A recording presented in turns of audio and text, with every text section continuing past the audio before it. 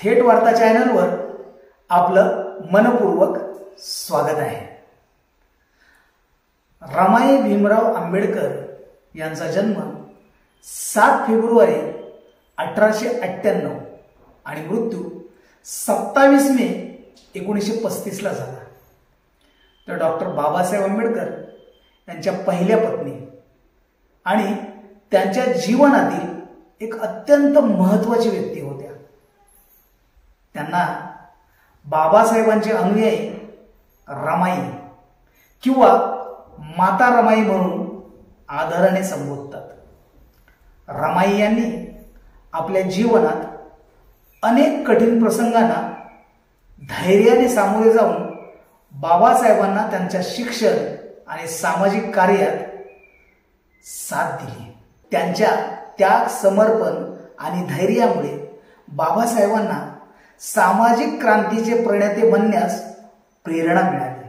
रमाई यांच्या स्मृतिदिनानिमित्त त्यांना विनम्र अभिवादन करून त्यांच्या जीवनाविषयी सविस्तर माहिती जाणून घेऊयात। तर रमाई यांचा जन्म 7 फेब्रुवारी 1898 रोजी महाराष्ट्रातील रत्नागिरी जिल्ह्यातील दापोली जवळील वनंद गाव येथे एका गरीब अस्पृश्य कुटुंबात झाला। त्यांचे वडील भिकू धोत्रे वलंकर हे दाभोळ बंदरात मासळीच्या टोपल्या बाजारात नेण्याचे काम करत होते। तर त्यांच्या आई रुक्मिणी या गृहिणी होत्या। रमाई यांना 3 बहिणी, गोराबाई, मीराबाई आणि एक मोठी बहीण आणि एक भाऊ ज्याचं नाव शंकर होतं। त्यांचे कुटुंब अत्यंत हालाकीच्या परिस्थितीत नदीकाठच्या महारपुरा वस्तीत राहत होते। रमाई लहान असतानाच त्यांच्या आयुष्यात त्यांना मोठे दुःख सहन करावे लागले। त्यांच्या आईचे आजारपणामुळे निधन झाले आणि काही काळानंतर वडील भिकू यांनाही छातीच्या आजाराने गमवावे लागले। या दुःखद घटनांमुळे रमाई आणि त्यांच्या भावंडांवर लहान वयातच जबाबदारी आली। त्यानंतर त्यांचे काका वलंगकर आणि मामा गोविंदपूरकर यांनी रमाई आणि त्यांच्या भावंडांना मुंबईतील भायखळा मार्केटच्या चाळीत नेले, जिथे त्यांचे पालनपोषण झाले। त्या काळी समाजात बालविवाहाची प्रथा रूढ होती। त्यानुसार 4 एप्रिल 1906 रोजी भायखळा येथील मच्छी मार्केटमध्ये रमाई यांचे लग्न भीमराव आंबेडकर यांच्याशी झाले। त्यावेळी रमाई अवघ्या 9 वर्षाच्या होत्या, तर भीमराव 14 वर्षाचे होते। लग्नानंतर बाबासाहेब त्यांना प्रेमाने रामू म्हणत, तर रमाई बाबासाहेबांना साहेब म्हणून संबोधत होत्या। रमाई आणि बाबासाहेबांचे नाते अत्यंत प्रेमळ आणि परस्पर विश्वासावर आधारित होते। बाबासाहेबांनी त्यांच्या पुस्तकात रमाईच्या त्याग, संयम आणि समर्पणाबद्दल कृतज्ञता व्यक्त केली आहे। त्यांनी थॉट्स ऑफ पाकिस्तान हे पुस्तक रमाईंना समर्पित केले आहे, ज्यामध्ये त्यांनी रमाईच्या धैर्य आणि सहनशीलतेची प्रशंसा केली आहे। रमाई यांचे जीवन अत्यंत कष्टमय आणि संघर्षमय होते।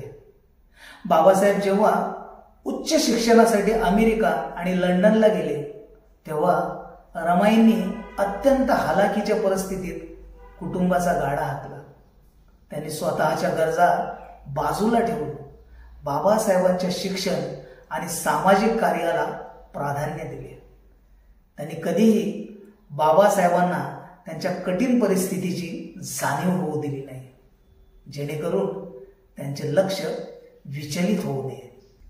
बाबासाहेब परदेशात असताना रमाईंना कुटुंब चालवण्यासाठी खूप कष्ट उपसावे लागले।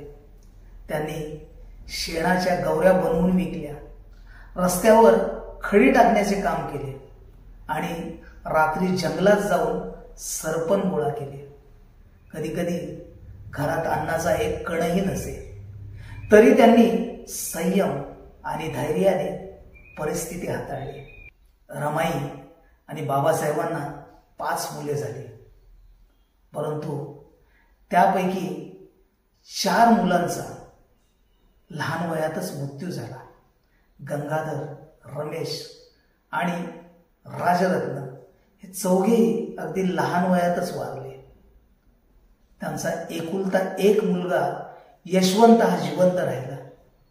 मुलांच्या मृत्यूचे दुःख रमाईने धैर्याने सहन केले आणि बाबासाहेबांना त्यांच्या कार्यात खंबीर साथ दिली. रमाईंचा स्वाभिमान त्यांच्या व्यक्तिमत्वाचा एक महत्त्वाचा पैलू होता. 1923 मध्ये जेव्हा बाबासाहेब लंडनला गेले होते, तेव्हा त्यांच्या कार्यकर्त्यांनी रमाईच्या कठीण परिस्थितीमुळे पैसे गोळा करून त्यांना देऊ केले. रमाईंनी त्यांच्या भावनांचा आदर केला, परंतु स्वाभिमानामुळे ते पैसे स्वीकारले नाहीत, हे विशेष. रमाई यांनी बाबासाहेबांच्या शिक्षण आणि सामाजिक कार्यात मोलाचे योगदान दिले.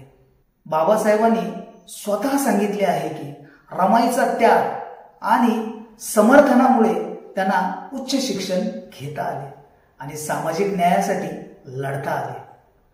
बाबासाहेब जेव्हा परदेशात शिक्षण घेत होते, तेव्हा रमाईने अत्यंत कठीण परिस्थितीत कुटुंब सांभाळले. त्यांनी बाबासाहेबांना त्यांच्या अभ्यासात व्यत्यय येऊ नये याची काळजी घेतली.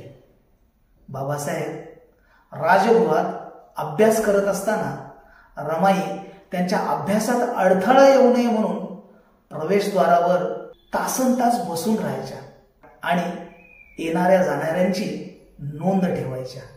रमाई बाबासाहेबांच्या सामाजिक सुधारणा आणि अस्पृश्य समाजाच्या हक्कांसाठीच्या लढाईत मनाने सहभागी होत्या. त्यांनी बाबासाहेबांना प्रेरणा आणि प्रोत्साहन दिले, ज्यामुळे ते अनेक सामाजिक चळवळीमध्ये यशस्वी झाले. एकदा वसतिगृहातील मुलांना जेवण मिळाले नाही हे कळल्यावर रमाईंनी स्वतःच्या सोन्याच्या बांगड्या विकण्याचा किंवा घाण ठेवण्याचा निर्णय घेतला आणि मुलांच्या जेवणाची सोय केली. यातून त्यांच्या करुणा आणि त्यागाचे दर्शन होते.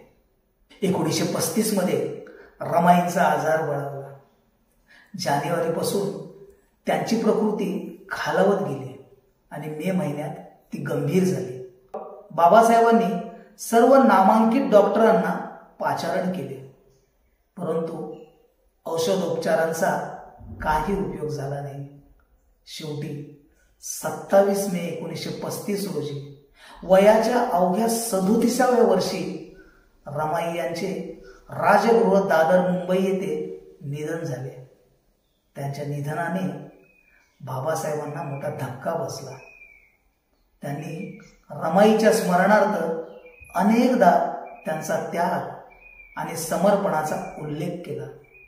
रमाई आंबेडकर यांचा त्याग आणि समर्पण आजही लाखो लोकांसाठी प्रेरणादायी आहे.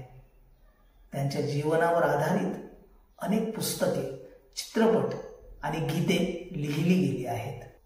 त्यांचा जीवन संघर्ष आणि डॉक्टर बाबासाहेबांसोबतचा प्रवास खरं म्हणजे सर्वच समाजासाठी प्रेरणादायी आहे. त्यांच्या स्मरणार्थ भारतात अनेक ठिकाणी स्मारके आणि संस्था स्थापन करण्यात आल्या आहेत. विशेषतः वरळी येथील माता रमाई स्मारक हे त्यांच्या कार्याला आणि त्यागाला वंदन करणारे ठिकाण आहे. रमाईंच्या जीवनातील काही रंजक गोष्टींचा विचार करता रमाई बाबासाहेबांना साहेब म्हणत, तर बाबासाहेब त्यांना रामू म्हणत. हे त्यांच्या परस्पर प्रेमाचे आणि आदराचे प्रतीक होते. रमाईंनी कधीही दुसऱ्याकडून आर्थिक मदत स्वीकारली नाही. जरी त्यांना अत्यंत गरिबीत जीवन जगावे लागले तरी देखील मुलांच्या भुकेसाठी त्यांनी स्वतःच्या बांगड्या गहाण ठेवण्याचा निर्णय घेतला, ज्यामुळे त्यांच्या करुणामय स्वभावाचे दर्शन होते. रमाईंच्या जीवनावर आधारित नांदन नांदन होतं रमाचं नांदन हे गीत अत्यंत लोकप्रिय आहे आणि त्याला लाखो लोकांनी पसंती दर्शवली आहे. रमाई आंबेडकर ह्या खऱ्या अर्थाने त्याग, धैर्य आणि समर्पणाचे प्रतीक होत्या. त्यांनी आपल्या जीवनातील प्रत्येक कठीण प्रसंगाला धैर्याने सामोरे जाऊन बाबासाहेबांना त्यांच्या कार्यात पाठबळ दिले. त्यांच्या त्यागामुळे बाबासाहेबांना सामाजिक क्रांती घडवता आली. रमाईंचा स्मृती दिन हा त्यांच्या त्यागाला आणि समर्पणाला वंदन करण्याचा दिवस आहे. त्यांचे जीवन प्रत्येकासाठी प्रेरणादायी आहे आणि त्यांचा वारसा कधीही विसरता येणार नाही. अशा या त्यागमूर्ती रमाईंना थेट वार्ता चॅनलकडून विनम्र अभिवादन. तर तुम्हाला हा व्हिडिओ कसा वाटला ते कमेंट बॉक्समध्ये जरूर लिहा आणि अशाच नवनवीन व्हिडिओसाठी चॅनलला सबस्क्राईब करा आणि हो, या व्हिडिओला नक्की शेअर करा. जय भीम, जय संविधान.